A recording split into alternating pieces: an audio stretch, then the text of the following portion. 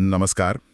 आज हम गहराई से बात करने वाले हैं गौतम बुद्ध के जीवन और उनकी शिक्षाओं के बारे में। हाँ बिल्कुल। हमारे पास जो स्रोत है मतलब कुछ जीवन परिचय है, कुछ लेख है उनकी टीचिंग्स पर। सही। तो इनके आधार पर हम ये समझने की कोशिश करेंगे कि वो यात्रा कैसी थी, एक राजकुमार सिद्धार्थ से बुद्ध बनने तक की। और साथ ही उनके जो मूल संदेश थे उनका सार क्या था, यही हमारा लक्ष्य है। तो चलिए शुरू करते हैं एकदम शुरुआत से, उनके जन्म से। जैसा कि ये लेख बताते हैं, सिद्धार्थ गौतम का जन्म हुआ 563 ईसा पूर्व के आसपास, लुम्बिनी में, जो आज नेपाल में है। हाँ, और वो शाक्य वंश के राजकुमार थे। पिता थे राजा शुद्धोधन, शाक्य गणराज्य के मुखिया। और माता? माता थी रानी महामाया, कोलियान राजकुमारी। लेकिन एक दुखद बात यह हुई कि सिद्धार्थ के जन्म के सिर्फ 7 दिन बाद ही उनका देहांत हो गया। ओहो, तो फिर उनका लालन पालन, मतलब जाहिर है माँ की कमी तो बहुत खली होगी। हाँ, उनका पालन पोषण फिर उनकी मौसी महाप्रजापति गौतमी ने किया। बहुत स्नेह से पाला उन्हें। अच्छा, और उनका बचपन, युवावस्था, वो तो पूरे राजसी ठाट बाट में बीता होगा। बिल्कुल, पूरे वैभव और विलासिता में। और दिलचस्प बात यह है, जैसा इन स्रोतों में आता है, कि उनके पिता ने कोशिश की कि उन्हें बाहरी दुनिया के दुखों का पता ही न चले। हाँ, उन्हें महल की सीमाओं में ही रखा गया। बिल्कुल, दुनिया के कष्टों से दूर। बिल्कुल। उन्हें हर तरह की शिक्षा दी गई, शारीरिक, मानसिक, हर कौशल में निपुण बनाया गया। और एक भविष्यवाणी भी तो थी उनके जन्म के समय। हाँ, ये बड़ा रोचक किस्सा है। ज्योतिषियों ने कहा था कि ये बालक या तो एक महान चक्रवर्ती सम्राट बनेगा, मतलब दुनिया पर राज करने वाला राजा। हाँ, या फिर सब कुछ त्याग कर एक महान ऋषि बनेगा, एक बुद्ध जो दुनिया को ज्ञान का मार्ग दिखाएगा। और शायद इसी दूसरी संभावना से राजा शुद्धोधन थोड़े चिंतित हो गए। यशोधरा नाम की सुंदर राजकुमारी से उनका विवाह हुआ। बाद में उनका एक बेटा भी हुआ, राहुल। तो देखिए, बाहर से तो जीवन एकदम संपूर्ण लगता है, पैसा, रुतबा, सुंदर पत्नी, बेटा, सब कुछ। हाँ, ऊपरी तौर पर तो यही दिखता है, लेकिन यही कहानी में एक मोड़ आता है। क्या? स्रोत बताते हैं कि इन सब सुख सुविधाओं के बावजूद सिद्धार्थ के मन में ना एक गहरा असंतोष था, एक बेचैनी थी। मतलब सब कुछ होते हुए भी कुछ कमी महसूस हो रही थी। एग्जैक्टली। उन्हें जीवन का असली मतलब जानना था, सत्य की तलाश थी। ये सब महल, ये वैभव, ये विलासिता उन्हें कहीं ना कहीं खोखला लगता था। ये दिलचस्प है, एक राजकुमार जिसके पास सब है वो बेचैन क्यों है? ये किस तरफ इशारा था? ये शायद इस बात का संकेत था कि बाहरी चीजें चाहे कितनी भी हों, अंदर की शांति नहीं दे सकती, ज्ञान की प्यास नहीं बुझा सकती। उनकी बेचैनी शायद उन बुनियादी सवालों से आ रही थी। जीवन क्या है, ये दुख क्यों है, क्या इससे निकलने का कोई रास्ता है? और यही अंदर की उथल पुथल थी जिसने आगे चलकर एक बड़े बदलाव की जमीन तैयार की। बिल्कुल, और वो बदलाव आया उन मशहूर 4 दृश्यों के जरिए। हाँ, जिनका जिक्र हमेशा आता है। लगभग 29 साल की उम्र तक तो वो महल में ही रहे, सुरक्षित माहौल में। फिर जब वो बाहर निकले, हाँ, जब वो महल से बाहर निकले तो असल दुनिया से उनका सामना हुआ। 4 ऐसे दृश्य देखे जिनसे उन्हें अब तक दूर रखा गया था, और इन दृश्यों ने उन पर बहुत गहरा असर डाला। क्या थे वो 4 दृश्य? पहला, उन्होंने देखा एक बहुत बूढ़े व्यक्ति को, कमर झुकी हुई, शरीर एकदम कमजोर, लाठी के सहारे चलता हुआ। इससे उन्हें बुढ़ापे की सच्चाई का एहसास हुआ होगा। बिल्कुल, कि शरीर हमेशा ऐसा नहीं रहता, ये नश्वर है।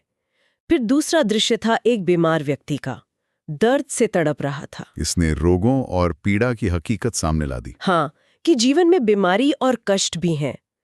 तीसरा दृश्य तो शायद और भी ज्यादा झकझोरने वाला था, एक शव यात्रा। एक मृत शरीर? हाँ, उन्होंने एक मृत शरीर देखा जिसे लोग ले जा रहे थे। इसने उन्हें मृत्यु की अटल सच्चाई से रूबरू कराया कि ये जीवन एक दिन खत्म हो जाना है। ये तीनों दृश्य, बुढ़ापा, बीमारी, मौत, ये तो जीवन के दुखों का एकदम सीधा साक्षात्कार था। हाँ, लेकिन फिर चौथा दृश्य कुछ अलग था। चौथा क्या था? चौथा दृश्य था एक सन्यासी का, एक भिक्षु, शांत, गंभीर, जिसके चेहरे पर एक अजीब सी शांति थी। ऐसा लग रहा था जैसे वो इन संसारिक बंधनों से, दुखों से परे है। अच्छा, तो ये दृश्य शायद एक उम्मीद की किरण जैसा था। हाँ, कह सकते हैं। इस सन्यासी को देखकर सिद्धार्थ को लगा कि शायद दुखों से मुक्ति का, सत्य की खोज का कोई रास्ता है। ये उनके लिए एक तरह की प्रेरणा बना। तो इन 4 नज़ारों ने मिलकर सिद्धार्थ के मन में जो चल रहा था उसे एक दिशा दे दी। बिल्कुल, ये उनके लिए एक वेकअप कॉल जैसा था। उन्हें समझ आ गया कि ये महल का सुख, ये ऐशो आराम, ये सब अस्थायी है। असली दुख तो बुढ़ापा, बीमारी, मौत है, जिनसे कोई बच नहीं सकता। और सन्यासी ने एक रास्ता दिखाया कि शायद इनसे पार पाया जा सकता है। हाँ, और इसी समझ और प्रेरणा ने उन्हें उस महान कदम उठाने के लिए प्रेरित किया, जिसे कहते हैं महाभिनिष्क्रमण। महानिष्क्रमण, घर छोड़ देना। हाँ, 29 साल की उम्र में एक रात वो चुपचाप अपने महल से निकल गए, अपनी पत्नी यशोधरा और अपने छोटे से बेटे राहुल को सोता हुआ छोड़कर। ये कल्पना करना भी मुश्किल है। सब कुछ छोड़ देना, राजपाट, परिवार, सुख सुविधाएं। इसीलिए इसे यानी महान कहा गया। ये सिर्फ घर छोड़ना नहीं था, ये चरम भोग विलास से पूर्ण वैराग्य की तरफ एक बहुत बड़ा साहसिक कदम था। और इसका मकसद सिर्फ एक था, सत्य की खोज। वाकई असाधारण निर्णय था। तो घर छोड़ने के बाद क्या हुआ? उनकी खोज कैसी रही? क्या उन्हें सीधा ज्ञान मिल गया? नहीं, रास्ता बहुत मुश्किल था।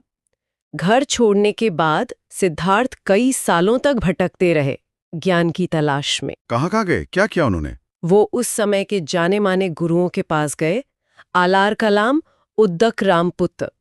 उनसे ध्यान और योग सीखा, पर उन्हें वो परम संतुष्टि नहीं मिली जिसकी तलाश थी। तो फिर उन्होंने सोचा, शायद शरीर को कष्ट देने से ज्ञान मिलेगा। तो उन्होंने कठोर तपस्या का मार्ग अपनाया। कठोर तपस्या मतलब किस तरह की? जैसा वर्णन मिलता है, उन्होंने शरीर को बहुत कष्ट दिया, खाना पीना लगभग छोड़ दिया, भयंकर उपवास किए, कहते हैं कांटों पर सोए, सांस रोककर ध्यान करने की कोशिश की। अरे बाप रे! हाँ, उनका शरीर एकदम सूख गया, बिल्कुल कमजोर हो गए, मरने की स्थिति में पहुंच गए। लेकिन फिर उन्हें लगा कि नहीं, इससे भी बात नहीं बन रही। शरीर को सताने से भी वो सत्य नहीं मिल रहा। तो उन्होंने ये रास्ता भी छोड़ दिया। ये दिलचस्प है कि कैसे उन्होंने दोनों एक्सट्रीम देखे, पहले अत्यधिक भोग, फिर अत्यधिक तप। सही कहा। और यहीं से उनके मध्यम मार्ग के विचार की शुरुआत हुई। उन्हें ये एहसास हुआ कि न तो बहुत ज्यादा इंद्रिय सुख में डूबना सही है, न ही शरीर को बेकार में कष्ट देना। रास्ता कहीं बीच में है। बिल्कुल, सत्य इन दोनों अतियों के बीच है।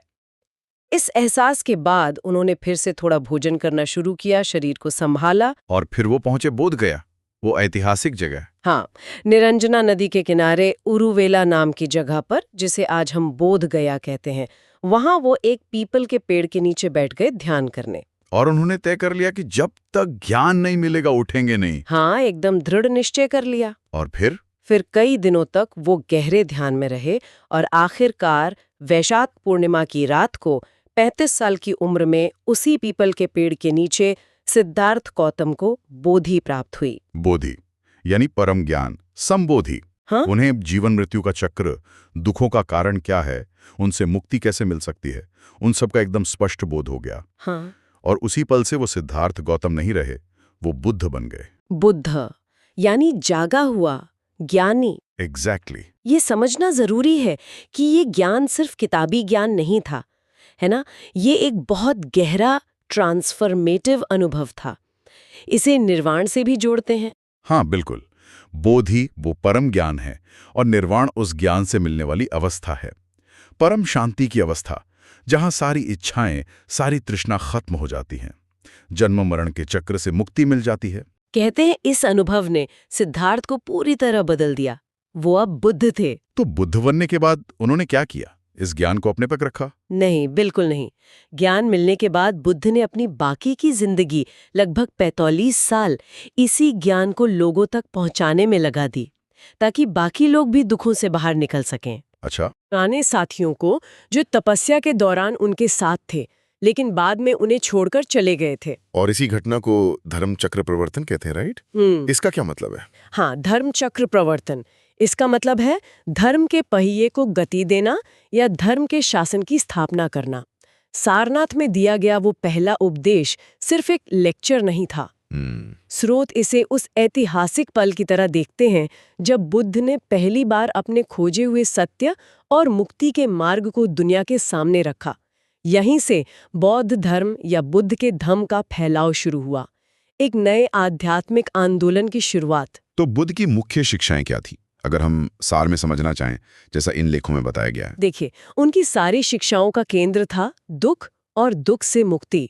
उन्होंने शांति, दया, करुणा, अहिंसा, समझ, प्रज्ञा और अच्छे आचरण, शील पर बहुत जोर दिया। उनकी जो कोर टीचिंग्स हैं, उन्हें अक्सर 4 आर्य सत्यों में बताया जाता है। 4 आर्य सत्य, हाँ, ये बहुत सुना है। इन्हें थोड़ा समझाएंगी? जरूर।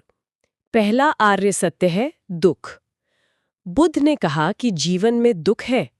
जन्म दुख है, बुढ़ापा दुख है, बीमारी दुख है, मरना दुख है। जो पसंद नहीं उसका मिलना दुख है, जो पसंद है उसका बिछड़ना दुख है, इच्छा पूरी ना होना दुख है। ये एक रियलिस्टिक डायग्नोसिस है, पेसिमिस्टिक नहीं। ठीक है, जीवन में दुख है। दूसरा सत्य? दूसरा आर्य सत्य है दुख समुदय, यानी दुख का कारण। उन्होंने बताया कि दुख का जो मूल कारण है वो है तृष्णा, इच्छा। चीजों को पाने की इच्छा, बने रहने की इच्छा, खत्म हो जाने की इच्छा। यही अटैचमेंट, यही अज्ञान हमें दुख के चक्र में बांधे रखता है। ओके, दुख है और दुख का कारण तृष्णा है। तीसरा और चौथा? तीसरा आर्य सत्य है दुख निरोध, यानी दुख का अंत संभव है। ये एक उम्मीद है कि हाँ, इस तृष्णा को, इस इच्छा को जड़ से मिटाकर दुख से मुक्त हुआ जा सकता है, निर्वाण पाया जा सकता है। और चौथा? और चौथा आर्य सत्य है दुख निरोध गामिनी प्रतिपदा, यानी दुख निरोध तक ले जाने वाला मार्ग, वो रास्ता जिस पर चलकर दुख को खत्म किया जा सकता है। ये सबसे प्रैक्टिकल हिस्सा है। और यही चौथा सत्य हमें आर्य अष्टांग मार्ग तक ले जाता है, वो 8 अंगों वाला रास्ता। बिल्कुल सही। आर्य अष्टांग मार्ग ही वो प्रैक्टिकल रास्ता है दुख से मुक्ति का। इसमें 8 चीजें या पहलू शामिल हैं। क्या क्या है वो 8? इन्हें 3 हिस्सों में बांट सकते हैं। पहला है प्रज्ञा यानी समझ। इसमें आते हैं सम्यक दृष्टि और सम्यक संकल्प। सम्यक मतलब? सही। हाँ, सही, उचित, बैलेंस्ड। हाँ, तो सम्यक दृष्टि यानी चीजों को सही नजरिए से देखना, 4 आर्य सत्यों को समझना। सम्यक संकल्प यानी सही इरादा रखना, जैसे त्याग का, नफरत न करने का, हिंसा न करने का इरादा। ठीक है, प्रज्ञा के बाद? दूसरा हिस्सा है शील यानी नैतिक आचरण। इसमें आते हैं सम्यक वाणी, सम्यक कर्म और सम्यक आजीविका। इसका क्या मतलब हुआ? सम्यक वाणी मतलब सही बोलना, झूठ नहीं, चुगली नहीं, कड़वा नहीं, बेकार की बातें नहीं। सम्यक कर्म मतलब सही काम करना, हत्या, चोरी, व्यभिचार से बचना। और सम्यक आजीविका मतलब सही तरीके से रोजगार कमाना जिससे किसी को नुकसान न हो। ये तो बहुत प्रैक्टिकल बातें हैं। और तीसरा हिस्सा?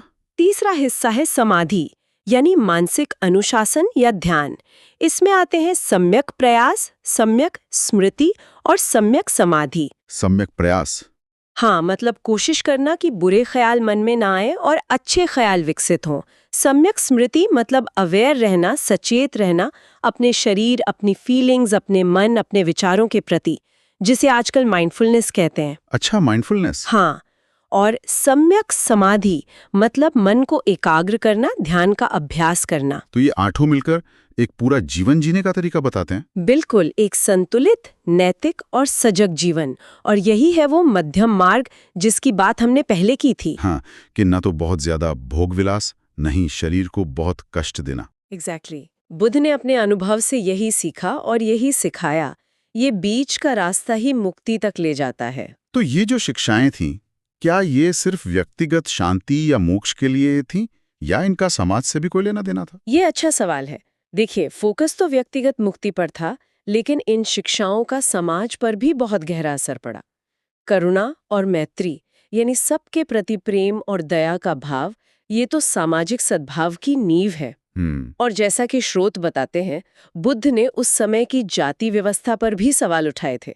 उन्होंने कहा था कि कोई जन्म से ऊंच नीच नहीं होता, कर्म से होता है। अच्छा। उन्होंने संघ की स्थापना की, जो भिक्षुओं और भिक्षुणियों का एक समुदाय था, जहां सब बराबर थे। तो एक तरह से सामाजिक सुधार का भी काम हुआ। तो उन्होंने लगभग 45 साल तक ये उपदेश दिए, घूम घूम कर। उनका अंत समय कैसे आया? हाँ, ज्ञान प्राप्ति के बाद करीब 45 साल तक वो उत्तर भारत में घूमते रहे, लोगों को सिखाते रहे। आखिर में 80 साल की उम्र में 483 ईसा पूर्व के आसपास कुशीनगर नाम की जगह पर, जो आज यूपी में है। हाँ, वहां उन्होंने अपना शरीर त्यागा। बौद्ध परंपरा में इस घटना को महापरिनिर्वाण कहते हैं, मतलब महान अंतिम निर्वाण। तो ये थी वो पूरी यात्रा, लुम्बिनी के राजकुमार सिद्धार्थ से लेके बोध गया के बुद्ध बनने तक। हाँ, एक शानदार जीवन। फिर वो 4 दृश्य जिन्होंने सब बदल दिया। 29 की उम्र में सब छोड़कर सत्य की खोज, सालों की कठिन तपस्या, फिर मध्यम मार्ग की खोज और ज्ञान प्राप्ति, और फिर बुद्ध के रूप में बाकी का जीवन, जो पूरी तरह से दूसरों को दुख से निकालने का रास्ता दिखाने में समर्पित था।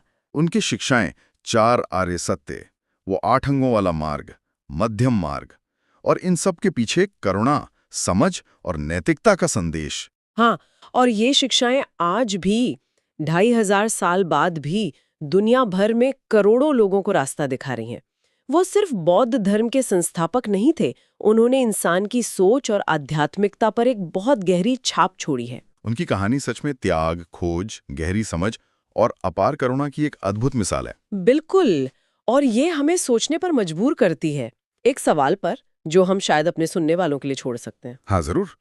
तो एक अंतिम विचारणीय प्रश्न यही उठता है कि गौतम बुद्ध ने जो बातें करीब 2500 साल पहले कही थीं, दुख के बारे में, उसके कारणों के बारे में और उससे निकलने के रास्ते के बारे में, जैसे करुणा, सचेतनता यानी माइंडफुलनेस, मध्यम मार्ग, ये आज के समय में इस मॉडर्न तेज रफ्तार टेक्नोलॉजी वाली लेकिन अक्सर तनाव और बंटवारे से भरी जिंदगी में कितनी प्रासंगिक हो सकती हैं? हाँ, मतलब इन पुरानी शिक्षाओं से आज के लोग व्यक्तिगत शांति पाने और समाज में बेहतर तालमेल बनाने के लिए क्या सीख ले सकते हैं? ये वाकई सोचने वाली बात है कि ये सिद्धांत जो इतने पुराने हैं, आज की हमारी मुश्किलों में हमारी कैसे मदद कर सकते हैं।